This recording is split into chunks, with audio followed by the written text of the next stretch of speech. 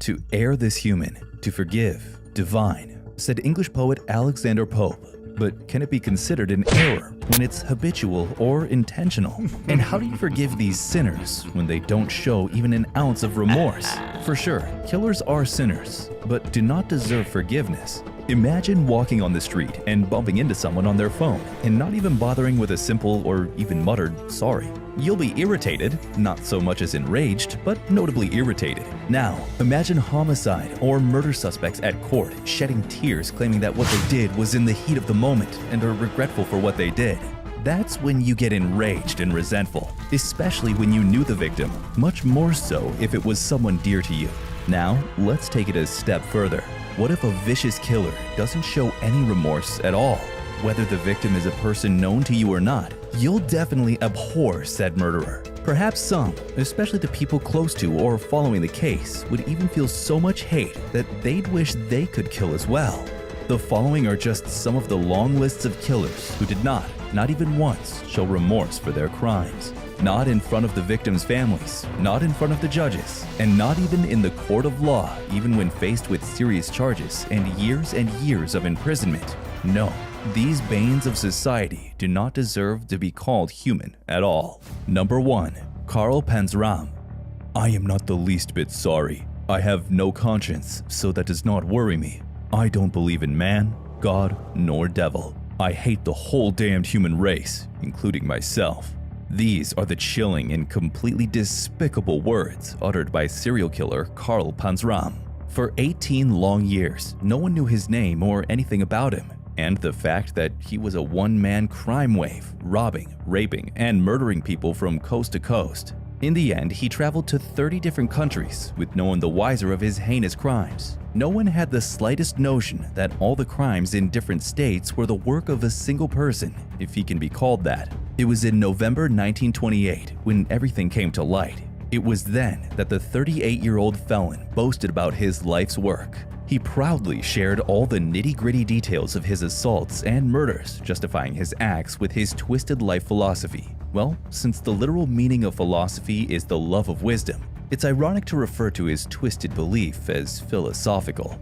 Listen to this. In my lifetime, I've murdered 21 human beings. I've committed thousands of burglaries, robberies, arsons, and last but not least, I've committed sodomy on more than 1,000 male human beings, Panzram wrote. For all of these things, I am not the least bit sorry. I have no conscience, so that does not worry me. I don't believe in man, God, nor the devil. I hate the whole damned human race, including myself. Now, you may be wondering why he decided to make himself known along with the crimes he committed for 18 long years without anyone knowing. Well, perhaps he was simply in the mood for some boasting. He considered his crimes as his life achievements anyway. So, what happened? It was when 26-year-old Henry Lesser, who was detained with Panzram at the Washington District Jail in August of that year for trying to sell a hot radio taken from the home of a prominent dentist, was charged with housebreaking. Perhaps he considered this a minor misdemeanor, so, feeling proud of his achievements, Panzram detailed much more impressive misdeeds, including a string of murders. According to him, he was in the business of reforming people, and the only way to reform people is to kill them. I didn't know that reforming people is a form of some kind of business. I thought reforming people is a process facilitated by the people from correctional institutions guided by constitutional laws. Well, given that Panzram had his own personal laws, it's no wonder that he didn't know about this. That said, because of his completely loathsome acts, Panzram was dubbed the most twisted serial killer you never heard of, and he deserves that moniker. Did you know that he proudly shared how he had enjoyed gagging a teenage boy with a handkerchief and then choking the victim with a belt? He's despicable, revolting, and every other adjective in this context you can think of. Overall, he doesn't deserve to be called a human being. Even after being caught and sentenced on numerous occasions for a variety of crimes, Panzram went on with his crimes as if nothing happened. But in 1928, Panzram was once again sentenced to a prison in Leavenworth Federal Penitentiary, but for 25 years this time. It was there that this 25-year sentence became a death sentence instead after he beat the laundry foreman to death. But do you know what the major plot twist of this story is? Even faced with death, Panzram showed no remorse at all. In fact, It was as if the death sentence was almost like a dream come true for Karl Panzram. As he once put it, "I look forward to his seat in the electric chair or dance at the end of a rope just like some folks do for their wedding night." When human rights activists tried to interfere on his behalf and stop his execution, he scorned them and publicly wished that he could kill them all. Before he was hanged on September 5, 1930, however, he was able to pen his life story, which was eventually published as a book, Panzram, A Journal of Murder. There, Karl detailed in writing his distorted life of hate, depravity, and murder. There was even a documentary made based on this said autobiography titled Karl Panzram, The Spirit of Hatred and Vengeance. Want to know his last words?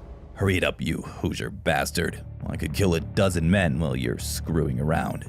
With this sentiment alone, you'd want to bash his head right away for sure. That said, Karl Panzram, who used several aliases, including Jeff Davis, Jefferson Baldwin, Jack Allen, and John O'Leary, is a perfect example of a human being who is not a human at all. He can't be human, not with everything he's done. Unfortunately, Panzram isn't the only one we'd wish would rot in the fires of hell forever. No, there are too many of them that Satan may soon post a no vacancy sign. Number 2. Eileen Wuornos. "I want the world to know I've killed these men as cold as ice. I've hated humans for a long time. I killed them in cold blood. Real nasty." This outburst in the courtroom brought Eileen Wuornos a one-way ticket to death row. Eileen Wuornos, in full Eileen Lee Carol Wuornos, originally Eileen Pittman, is an American serial killer who murdered at least 7 people in 1989 to 1990. Granted, she had a really unstable childhood, with her dad spending time in mental hospitals for child molestation, and her mother, who abandoned her and her brother when they were young.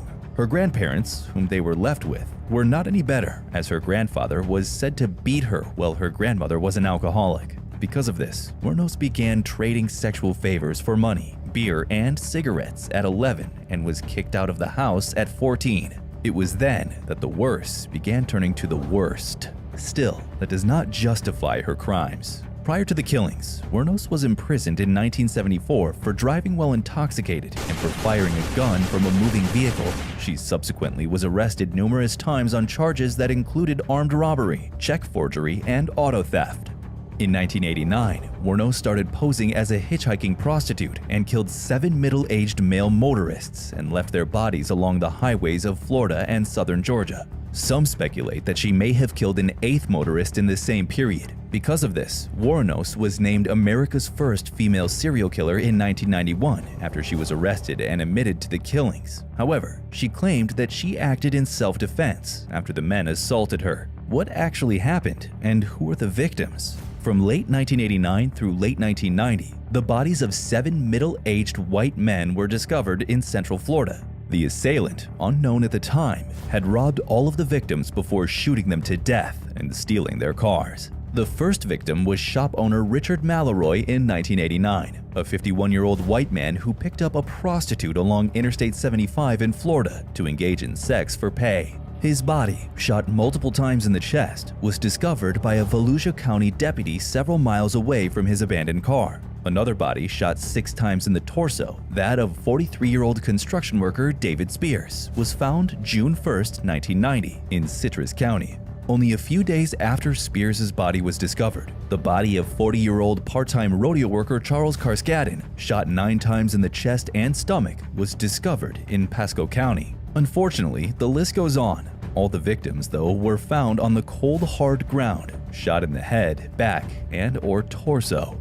After Eileen Wuornos was found guilty of the murder of Richard Malloy, a penalty trial was held before a jury to determine whether she would be sentenced to death or life in prison. In the end, the jury recommended the death sentence by a vote of 12-0, concluding that 5 aggravating circumstances and only 1 mitigating factor were present in Wuornos' case. The 5 aggravating circumstances found were: 1. Wuornos had a previous felony conviction involving the use or threat of violence. 2. Murder was committed during the commission of a robbery. 3. Murder was committed in order to avoid arrest. 4. Murder was heinous, atrocious, or cruel. And 5. Murder was cold, calculated, and premeditated. Eileen Wuornos suffering from borderline personality disorder was the only mitigating factor. That said, the jury decided that despite her psychological difficulties, Wuornos knew the difference between right and wrong. By 1992, Wuornos received 6 death sentences that was executed by lethal injection in 2002. Her final words were, "I'd just like to say I'm sailing with the rock, and I'll be back like Independence Day, with Jesus June 6th, like the movie, big mothership and all, I'll be back." You know, there's something wrong with the workings of her brain when Wuornos sold the rights to her story almost immediately after her arrest. This, unsurprisingly, captivated the media. Many documentaries were made about her life, and perhaps the most popular of them all was the biographical crime drama film Monster from 2003. If you think these are all the killers with no remorse, well, you're sadly mistaken. There are a lot of them, however saddening and enraging that is. But what would probably enrage you even more is when the people committing crimes are the very people who swore to fight crimes. Click here to check out our previous video to see how corrupt cops get the punishment they deserve.